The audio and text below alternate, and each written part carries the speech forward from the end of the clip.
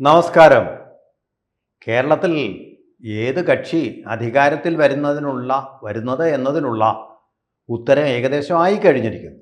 പല സർവേകളിലൂടെയും ഒക്കെ മനസ്സിലാക്കാൻ കഴിയുന്ന കാര്യം, പിണറായി വിജയൻ്റെ ഈ PR എക്സർസൈസൊക്കെ അതിൻ്റെ പാരതമ്യത്തിൽ എത്തുന്നുണ്ടെങ്കിൽ നോക്കുന്നിടത്തെല്ലാം ഇപ്പോൾ പിണറായിയെ മാത്രമേ കാണാനുള്ളെങ്കിൽ തൂണിലും തുരുമ്പിലും എല്ലാം ഇപ്പോൾ പിണറായി മയമാണെങ്കിലും അതിന് കോടിക്കണക്കിന് രൂപയുടെ പണം മുടക്കിയിട്ടും വാസ്തവത്തിൽ ഇത് വളരെ മുമ്പേ തന്നെ തുടങ്ങിയ ഒരു അഭ്യാസമാണ്, അല്ലെങ്കിൽ എക്സർസൈസാണ്. ആഗോള അയ്യപ്പ സംഘമം ഒക്കെ തുടങ്ങിയ ഒരു എക്സർസൈസാണ്. മൂന്നാം പിണറായി, മൂന്നാം ഊഴത്തിന് വേണ്ടി പോളിറ്റ് ബ്യൂറോയുടെയും ഒക്കെ അംഗീകാരം വാങ്ങിച്ചുകൊണ്ട് വൻതോതിൽ നല്ല സജീവമായിട്ട്, അതായത് ഇസ്രയേലൊക്കെ പടയൊരുക്കുന്നത് പോലെ പടക്കോപ്പുകൾ വളരെ പ്രിസൈസോടുകൂടി സജ്ജീകരിച്ച് വെച്ചു. പക്ഷേ ഫലം ഇസ്രായേൽ ഇറാനോട് യുദ്ധം ചെയ്തതുപോലെയാണ്. എന്താണ് അവിടെ സംഭവിച്ചതെന്ന് നമ്മൾ വെറും 22 മിനിറ്റ്, 22 മണിക്കൂറല്ല, 22 ദിവസമല്ല, 22 ആഴ്ചയോ മാസമോ അല്ല, പാകിസ്ഥാനെ വകവരുത്തി അവിടെ തീർത്തു. നിലവിളി കേട്ടുകൊണ്ട് ട്രംപ് പറഞ്ഞു, ഒന്ന് രക്ഷിക്കണേ, ദയ മുങ്ങിച്ചാവാൻ പോകുന്നു പാകിസ്ഥാൻ എന്ന് പറഞ്ഞപ്പോൾ അന്ന് ദയ എന്ന് പറയുന്ന അത് സനാതനധർമ്മത്തിൻ്റെ ഭാഗമാണ്, അതൊരു ക്രിയാംശമാണ്, വാചകം അടിക്കുന്നതല്ല. അതുകൊണ്ട് ആ സംസ്കാരം ഉൾക്കൊള്ളുന്ന ഇന്ത്യ മാപ്പ് കൊടുത്തു. പാകിസ്ഥാൻ്റെ പട്ടാള ജനറൽ വന്ന് കാൽക്കീഴിലിരുന്ന് മാപ്പ് ചോദിച്ചപ്പോൾ നമ്മൾ മാപ്പ് കൊടുത്തു. കാരണം ഇന്ത്യക്കാരൻ്റെ സംസ്കാരമാണത് കാണിച്ചത്.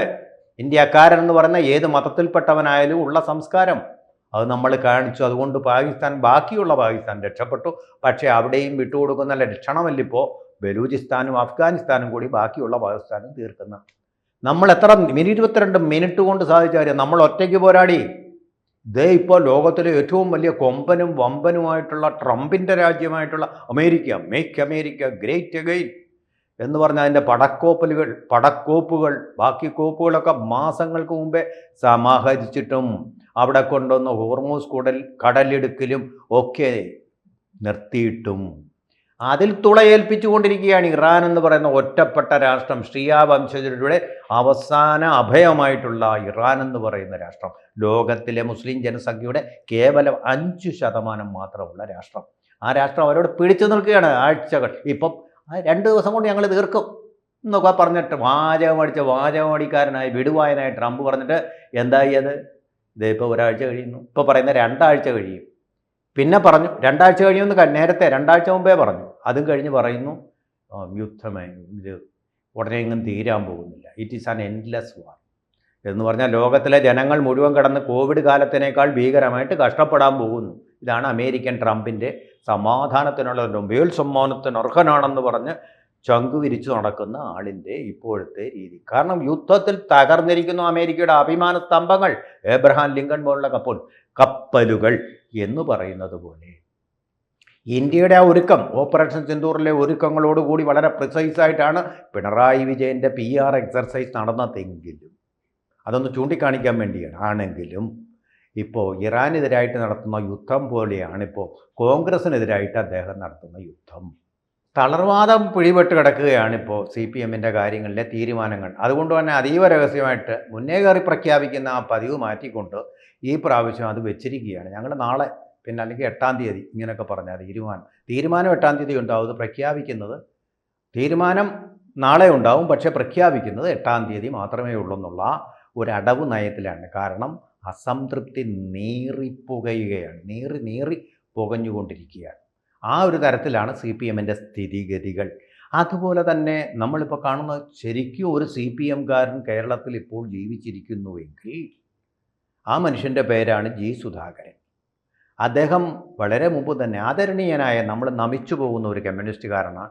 അഴിമതിയുടെ കറ പുരളാത്ത, സ്വന്തം അനിയനെ പാർട്ടിക്ക് വേണ്ടി ബലിയാടാക്കേണ്ടി വന്ന മാന്യനായ കമ്മ്യൂണിസ്റ്റുകാരൻ, സാഹിത്യകാരനായ കമ്മ്യൂണിസ്റ്റുകാരൻ, തലയ്ക്കകത്ത് ആൾതാമസമുള്ള അപൂർവം ചില കമ്മ്യൂണിസ്റ്റുകാരിലൊരാൾ, പഴയ കമ്മ്യൂണിസത്തിൻ്റെ ഒരു ഫോസിൽ അല്ലെങ്കിൽ റെലിക് എന്ന് പറയാവുന്ന തരം കമ്മ്യൂണിസ്റ്റുകാരൻ. ആ കമ്മ്യൂണിസ്റ്റുകാരൻ പ്രായമധികം കടന്നിരിക്കുകയാണ്. നമ്മൾ പറയുന്നത് തെറ്റൊന്നുമില്ല. കുഴിയിലേക്ക് കാലും നീട്ടിയിരിക്കുന്ന പ്രായം. ആ പ്രായത്തിൽ അദ്ദേഹം ഒരു അന്ത്യാഭിലാഷം പോലെ അഭിലാഷം പറഞ്ഞ് അമ്പലപ്പുഴയിൽ നിന്ന് എനിക്കൊന്ന് മത്സരിച്ചാൽ കൊള്ളാമെന്ന്.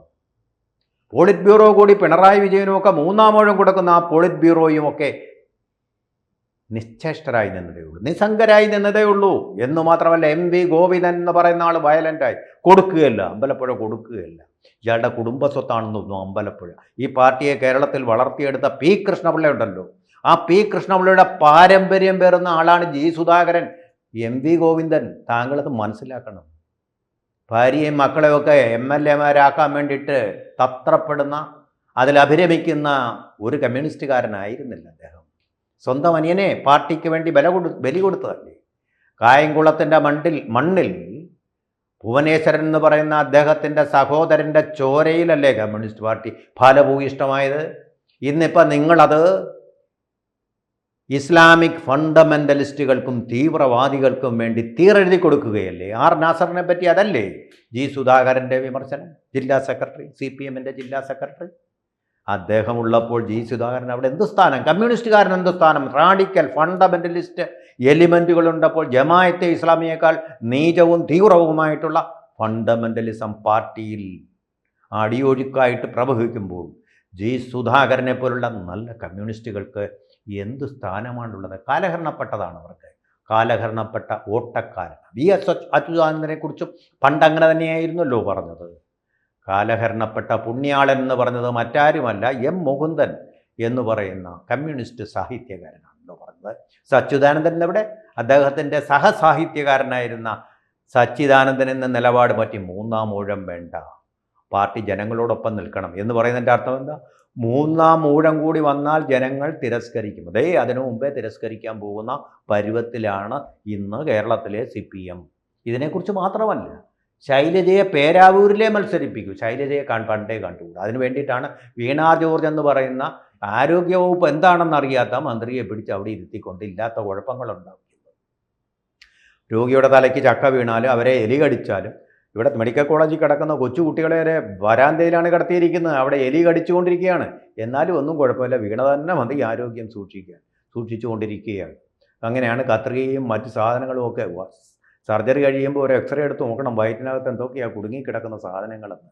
ആക്രി സാധനങ്ങൾ വരെ ചിലപ്പോൾ കാണും വയറിനകത്ത്. അതുകൊണ്ട് അത് കഴിഞ്ഞിട്ട് കുഴപ്പമൊന്നുമില്ല, അവിടെ സർക്കാർ ആശുപത്രിയിൽ പോയി ശസ്ത്രക്രിയയൊക്കെ നിർവഹിക്കാം. പക്ഷേ തുന്നിക്കെട്ടി കഴിയുമ്പോഴെങ്കിലും ഒരു എക്സ്റേ എടുത്ത് നോക്കണം, അതിനകത്ത് എന്തെല്ലാം സാധനങ്ങൾ ആശുപത്രി നമുക്ക് സംഭാവനയായിട്ട് നിക്ഷേപിച്ചിട്ടുണ്ടെന്ന് നോക്കണം, ഫിക്സഡ് ഡിപ്പോസിറ്റായിട്ട്.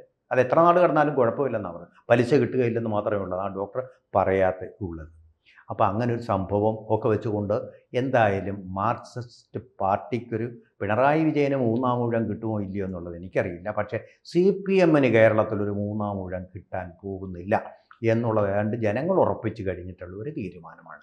ഇനി അതിൽ വലിയ അട്ടിമറിയൊന്നും നടക്കാൻ പോകുന്നില്ല.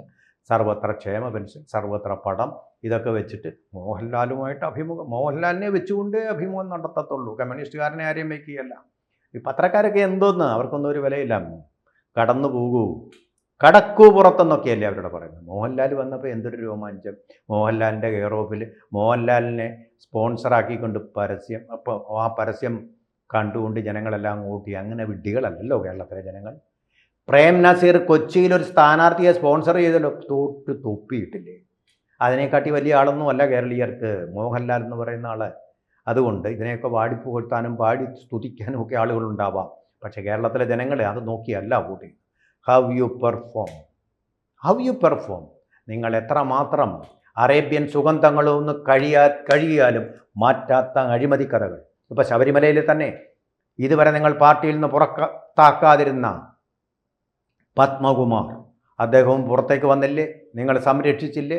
നിങ്ങൾ ഈ SIT-യെ കൊണ്ട് ചെയ്യാൻ പാടില്ലാത്തത് ചെയ്യിച്ചില്ലേ? അയ്യപ്പനെ വഞ്ചിച്ച സർവരെയും നിങ്ങൾ രക്ഷപ്പെടുത്തിയില്ലേ?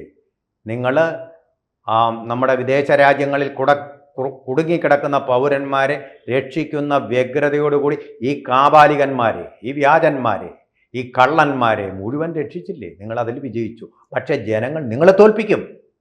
നിങ്ങൾ ദേവസ്വം ബോർഡ് മലക്കം പറഞ്ഞുകൊണ്ടൊന്നും കാര്യമില്ല. സ്ത്രീ പ്രവേശനം എന്നുള്ള കാര്യങ്ങളൊക്കെ പറഞ്ഞിട്ടേ സുപ്രീം കോടതിയിൽ പുതിയ സത്യവാങ്മൂലം കൊടുത്തുകൊണ്ടൊന്നും കാര്യമല്ല. നിങ്ങളുടെ കള്ളവാങ്മൂലങ്ങൾ ആകാശത്തിൽ ഇങ്ങനെ ചിറകടിച്ച് പറന്നുകൊണ്ടിരിക്കുകയാണ്. അതുകൊണ്ട് ഇതൊക്കെ കാണുന്നുണ്ട് സാധാരണ ജനങ്ങൾ. അപ്പോൾ പിന്നെ സാധ്യതയുള്ളത് കോൺഗ്രസ്സിനാണ്. കോൺഗ്രസിൻ്റെ കാര്യത്തിലാണിപ്പോൾ മത്സരിക്കാൻ പലരുണ്ട്. നമ്മുടെ KC വേണുഗോപാൽ ഇങ്ങനെ ആലപ്പുഴയിൽ ഇങ്ങനെ മീൻകറിയും കപ്പയും കഴിച്ച് മടുത്തു എന്നാണ് പറയുന്നത്, അജീർണം ബാധിച്ചു എന്നാണ് പറയുന്നത്. അതുപോലെ തന്നെയുണ്ട് നമ്മുടെ VD സതീശൻ എന്ന് പറയുന്ന ആൾ. എൻ്റെ ബോധ്യങ്ങളുടെ അടിസ്ഥാനത്തിൽ പ്രചാരണം നടത്തിക്കൊണ്ട് കോൺഗ്രസിനെ ദുർബലമാക്കിക്കൊണ്ടിരിക്കുന്നു. ഏറ്റവും ഒടുവിലത്തെ ഉദാഹരണം അദ്ദേഹത്തിൻ്റെ മണ്ഡലമായ പിറവത്ത് നിന്ന് AICC മെമ്പർ വനിത തന്നെ അവിടുന്ന് രാജിവെച്ച് മതിയാക്കി നമസ്തേ പറഞ്ഞ് BJP പോയി ചേർന്ന് കഴിഞ്ഞു. അങ്ങനെ ശക്തിപ്പെടുത്തിക്കൊണ്ടിരിക്കുന്നു. ഒരു വശത്ത് രമേശ് ചെന്നിത്തലയാണെങ്കിൽ തൻ്റെ ശക്തി കാണിക്കാൻ വേണ്ടി ഞാനൊരു സമുദായ നേതാവിൻ്റെ തിണ്ണ നിരങ്ങുകയല്ല എന്ന് ഏതാണോ VD സതീശൻ ഉദ്ദേശിച്ചത് ആ സ്ഥലത്ത് പോയി നിരങ്ങി. NSSൻ്റെ ആസ്ഥാനമായി വരുന്നയിൽ അത് കഴിഞ്ഞ് ബാലൻസ് ചെയ്യാൻ നേരെ ദേവലോകം അരമന എന്ന് പറയുന്ന മനോരമയുടെ പിമ്പിലുള്ള ആ ആസ്ഥാനത്തേക്ക് പോയി. ആ സ്ഥാനത്തേക്ക് പോയത് എന്തിനായിരുന്നു? ഓർത്തഡോക്സ് സഭയുടെ കേന്ദ്രമാണത്.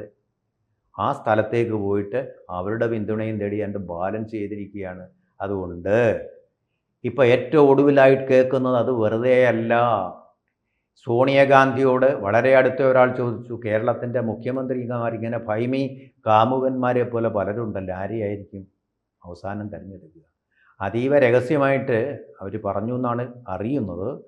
അത് സീനിയോറിറ്റി നോക്കിയായിരിക്കും. സീനിയോറിറ്റി അതാണ് അതിൻ്റെ അടയാളവാക്യം എന്താണ്? സീനിയോറിറ്റി വെച്ച് നോക്കുമ്പോൾ ഏറ്റവും സീനിയറായിട്ടുള്ള നേതാവെന്ന് പറഞ്ഞ കേന്ദ്രത്തിൽ മന്ത്രിയുമായിരുന്നു, കേരളത്തിലും മന്ത്രിയായിരുന്നു കരുണാകരനോടും അതുപോലെ തന്നെ ഇന്ദിരാഗാന്ധിയോടും ഒരു കാലത്ത് അടുപ്പം വെച്ച് പുലർത്തിയിരുന്ന ഹിന്ദി അറിയാവുന്ന രമേശ് ചെന്നിത്തലയാണ്. ആ രമേശ് ചെന്നിത്തല ആ തീരുമാനം അറിഞ്ഞുകൊണ്ടാണ് പെരുന്നയിലേക്കും അതുപോലെ തന്നെ കോട്ടയത്തേക്കും ഒക്കെ തീർത്ഥയാത്രകൾ നടത്തിയത്. അപ്പോൾ ഇവരെല്ലാം കിടന്ന് ഉത്സാഹിക്കും, മീൻകറി കൂട്ടും, ബോധ്യങ്ങളുടെ അടിസ്ഥാനത്തിൽ ഇങ്ങനെ പത്രക്കാരോട് വലിയ വാഗ്മിഥയോടുകൂടി സംസാരിക്കും. പക്ഷേ അവസാനം മണ്ണും ചാരിയെന്നവൻ പെണ്ണ് കൊണ്ടുപോയി എന്ന് പറയുന്നത് പോലെ തന്നെ ഇപ്പോൾ ഇദ്ദേഹം മുഖ്യമന്ത്രി പദത്തിലേക്ക് വരെ രമേശ് ചെന്നിത്തല. അങ്ങനെ NSSൻ്റെ ആഗ്രഹം സഫലമാവുകയാണ്. നേരത്തെ അവരാഞ്ഞു ശ്രമിച്ചിട്ടും ആഭ്യന്തരമന്ത്രി പദവിയെ കിട്ടിയിരുന്നുള്ളൂ. ഇതാ ഇപ്പോൾ മുഖ്യമന്ത്രിയായിട്ട് രമേശ് ചെന്നിത്തല വരാൻ പോകുന്നു. കേരളത്തിൽ രമേശ് ചെന്നിത്തലയുടെ നേതൃത്വത്തിൽ ഭരണം വരാൻ പോകുന്നു. കൂടുതൽ വാർത്തകളും വിശേഷങ്ങളും നിങ്ങളിലേക്ക് എത്താൻ ABC മലയാളം സബ്സ്ക്രൈബ് ചെയ്യുക, ബെൽ ബട്ടണും അമർത്തുക.